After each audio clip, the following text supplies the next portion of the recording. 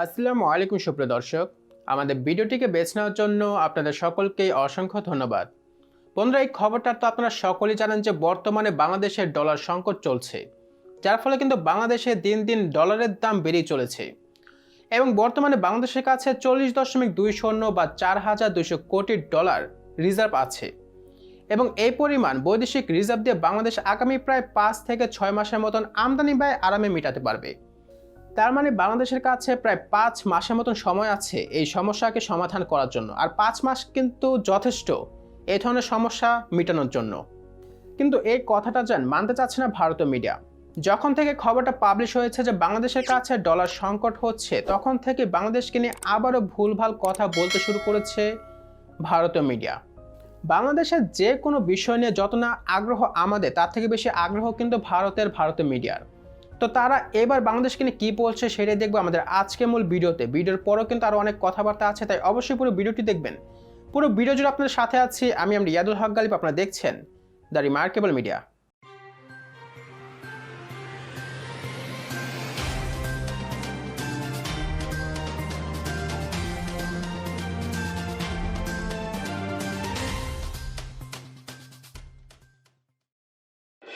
श्रीलंका के बाद अब भारत का एक और पड़ोसी देश कंगाल होने के कगार पर है। दरअसल अब बांग्लादेश पर आर्थिक संकट मंडराने लगा है। बांग्लादेश का विदेशी मुद्रा भंडार 42 बिलियन डॉलर से कम रह गया है। लेकिन आखिर ऐसा क्या हुआ कि बांग्लादेश की आर्थिक हालत चरमराने की स्थिति में पहुंचने वाली है? इससे उबरने के लिए वहां क्या कदम उठाए जा रहे हैं, इस वीडियो में आपको सब कुछ बताएंगे। सबसे पहले आपको बताते हैं इस वक्त बांग्लादेश के हालात कैसे हैं। पड़ोसी देश बांग्लादेश का विदेशी मुद्रा भंडार खत्म होता जा रहा है। अंतर्राष्ट्रीय बाजार में ज़रूरी वस्तुओं, कच्चे माल और ईंधन, सामान ढुलाई आदि की कीमतों में भारी बढ़ोतरी से बांग्लादेश पर बुरा प्रभाव पड़ा है। जुलाई से मार्च की अवधि में बांग्लादेश के आयात खर्च में 44% की बढ़ोतरी दर्ज की गई है। बांग्लादेश के अखबार की एक रिपोर्ट के मुताबिक जिस तेज़ी से बांग्लादेश का आयात खर्च बढ़ा है, उस हिसाब से निर्यात से होने वाली आय नहीं बढ़ी। इससे व्यापार घाटा बढ़ा है और विदेशी मुद्रा भंडार पर दबाव बढ़ गया है। व्यापार घाटा पिछले कई महीनों से धीरे धीरे बढ़ता जा रहा है और बांग्लादेश ने आयात खर्च का भुगतान करने के लिए देश में जमा डॉलर की बिक्री जारी रखी है। बांग्लादेश में जिस तेज़ी से विदेशी मुद्रा खत्म होती जा रही है, उस हिसाब से वो अगले 5 महीनों तक ही आयात का खर्च उठा सकता है। यानी बांग्लादेश किसी भी दूसरे देश से सिर्फ 5 महीने तक ही कोई चीज़ खरीद सकता है। और अगर इस बीच वैश्विक बाजार में कीमतें और बढ़ती हैं तो बांग्लादेश का आयात खर्च और बढ़ेगा और विदेशी मुद्रा भंडार 5 महीने से पहले भी खत्म हो सकता है। बांग्लादेश का आयात लगातार बढ़ता जा रहा है। बांग्लादेश अपने उद्योगों के कच्चे माल के लिए आयात पर निर्भर है और वो सबसे ज़्यादा आयात उद्योगों के कच्चे माल का ही करता है। वित्त वर्ष 2021-22 की जुलाई से मार्च की अवधि में बांग्लादेश में 22 अरब अमेरिकी डॉलर के औद्योगिक कच्चे माल का आयात किया गया, जो पिछले वर्ष की इसी अवधि की तुलना में 54% ज़्यादा है। इसके अलावा दूसरी वस्तुओं के आयात में भी लगातार बढ़ोतरी होती जा रही है। आयात का लगातार बढ़ना यानी देश से विदेश में पैसा जाना, लेकिन निर्यात में उतना ही पैसा बांग्लादेश को नहीं मिल पा रहा है, जिससे निर्यात से होने वाली आय से ज़्यादा बांग्लादेश को आयात पर खर्च करना पड़ रहा है। खत्म होती विदेशी मुद्रा के बीच बांग्लादेश के पक्ष में अब भी उसकी निर्यात से होने वाली आय यानी कि एक्सपोर्ट की इनकम है, जिसमें लगातार इजाफा हो रहा है।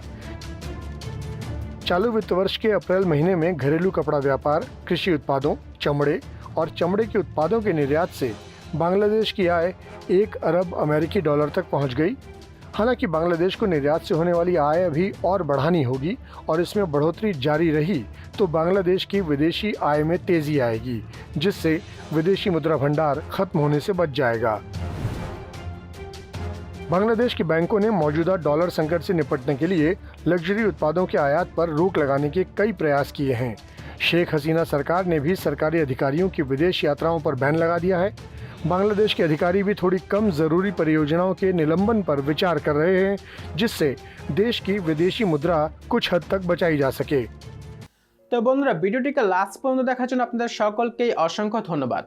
এই ভিডিওর শুরুতে কিন্তু বলা হয়েছে যে বাংলাদেশ হতে চলেছে দ্বিতীয় শ্রীলঙ্কা কিংবা বাংলাদেশ হতে চলেছে দেউলিয়া। আমি এটা বলছি না যে ডলার সংকটের কারণে বাংলাদেশের কোনো প্রকার সমস্যা হবে না, অবশ্যই সমস্যা হবে, কিন্তু এই সমস্যাটা এত বড় না যত বড় করে এই ভিডিওতে বা ভারতীয় মিডিয়া দেখানো হয়েছে। দেখেন, বর্তমানে বাংলাদেশের যে ডলার সংকট চলতেছে এর সমাধান করার জন্য বাংলাদেশের শুধুমাত্র দুইটাই রাস্তা আছে। প্রথম রাস্তা হচ্ছে যে আমদানিটা কমানো এবং রপ্তানি অনেক বেশি বাড়ানো। এখন এখানে প্রশ্ন হচ্ছে যে রপ্তানিকে রাতারাতি বাড়ানো সম্ভব? তা আমি এখানে বলছি যে রাতারাতি রপ্তানি বাড়ানো দরকারটাই বা কি? আমাদের কাছে তো 5 মাসের সময় আছে। তাছাড়া এই যে এত পরিমাণ ডলার সংকট কিংবা ডলারের এত চাহিদা হঠাৎ বাড়ার পিছনে মেন কারণ হচ্ছে যে আমাদের আমদানি কিন্তু অনেক বেশি বেড়ে গেছে। এবং আমদানি হঠাৎ এত কেন বাড়লো? এই আমদানি এত বেশি বাড়ার পিছনে মেন কারণ হচ্ছে যে বর্তমানে কিন্তু পুরো বিশ্বে কিন্তু করোনা পরিস্থিতির একটা স্বাভাবিক পর্যায়ে এসে গিয়েছে, যার ফলে কিন্তু সকলের চাহিদা বেড়ে গিয়েছে, সকলের পোশাকের চাহিদা বেড়ে গিয়েছে, যার ফলে কিন্তু বাংলাদেশ ইদানিং অনেক বেশি অর্ডার পাচ্ছে এবং এই অর্ডারগুলো পূরণ করার জন্যই কিন্তু বাংলাদেশ বেশি বেশি কাঁচামাল বাইরে থেকে আমদানি করছে, যার ফলে কিন্তু বাংলাদেশের আমদানি খরচটা প্রায় 44% বেড়ে গেছে। তার মানে বাংলাদেশ এই যে বর্তমানে এত বেশি পরিমাণ আমদানি করছে এর ফল আমরা পাবো প্রায় 3-4 মাস পরে বেশি বেশি রপ্তানি করার মাধ্যমে। কিন্তু তাই বলে কি আমাদের 3-4 মাস অপেক্ষা করতে হবে? বাংলাদেশের রপ্তানির অবস্থা বর্তমানে কেমন? দেখেন, এখানে ভয়ের কোনো বিষয় নেই, কারণ বর্তমানে কিন্তু বাংলাদেশের রপ্তানি বেশ ভালো গতিতেই বাড়ছে। বাংলাদেশ সরকার ঠিক করেছিল যে এই অর্থ বছর অর্থাৎ 2021-22 অর্থ বছরে বাংলাদেশ রপ্তানি থেকে প্রায় 4,350 কোটি টাকা আয় করবে। কিন্তু বাংলাদেশ কিন্তু অর্থ বছরের প্রথম 10 মাসে রপ্তানি আয়ের লক্ষ্যমাত্রা প্রায় পূরণ করে ফেলেছে। বাংলাদেশ এই অর্থ বছরের প্রথম 10 মাসে 4,334 কোটি টাকা আয় করে ফেলেছে, অর্থাৎ বাকি আর মাত্র 16 কোটি টাকা, এবং এই ভিডিও পাবলিশ হতে হতে সেই 16 কোটি টাকাও আয় করে ফেলেছে। তাছাড়া আমি আজকে আপনাদেরকে আরেকটা বাস্তব উদাহরণ দিই বাংলাদেশের রপ্তানি আয় যে বৃদ্ধি পাচ্ছে এর ব্যাপারে। বাংলাদেশের তৈরি পোশাক খাতে কিন্তু একমাত্র এমন খাত ছিল বাংলাদেশে যেটা কিনা প্রতি বছর $100 কোটি বা $1 বিলিয়ন বেশি পণ্য রপ্তানি করত, কিন্তু এখন এর তালিকায় কিন্তু আরও 3টি পণ্য যুক্ত হয়েছে এবং সেই পণ্যগুলো হচ্ছে হোম টেক্সটাইল, কৃষি প্রক্রিয়াজাত পণ্য, চামড়া ও চামড়াজাত পণ্য। এই 3টি পণ্য কিন্তু এই বছর প্রথমবারের মতো $100 কোটি বা $1 বিলিয়ন বেশি পণ্য রপ্তানি করেছে। তাছাড়া কিন্তু বিজিএমইএ সভাপতি ফারুক হাসানও এটা আশা করছে যে এই বছর প্রথমবারের মতো বাংলাদেশের পোশাক খাত $41 বিলিয়ন বেশি পণ্য রপ্তানি করবে। তার মানে আমাদের রপ্তানি তো বেশ ভালোভাবেই বাড়ছে, কিন্তু এর পাশাপাশি কিন্তু বাংলাদেশ সরকার আমদানিকে কন্ট্রোল করার জন্য কিংবা আমদানি ব্যয় কমানোর জন্য বিভিন্ন নিষেধাজ্ঞা, বিভিন্ন পদক্ষেপ নিয়েছে।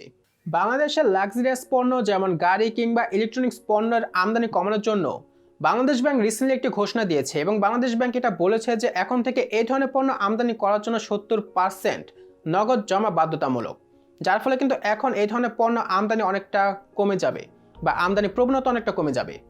এবং বাংলাদেশ সরকার কিন্তু ইতিমধ্যে তার সকল কর্মকর্তাদের বিদেশ সফর বন্ধ করে দিয়েছে, অর্থাৎ বাংলাদেশ একই সঙ্গে আমদানি ও রপ্তানি উভয় সেক্টরে কিন্তু কাজ করছে।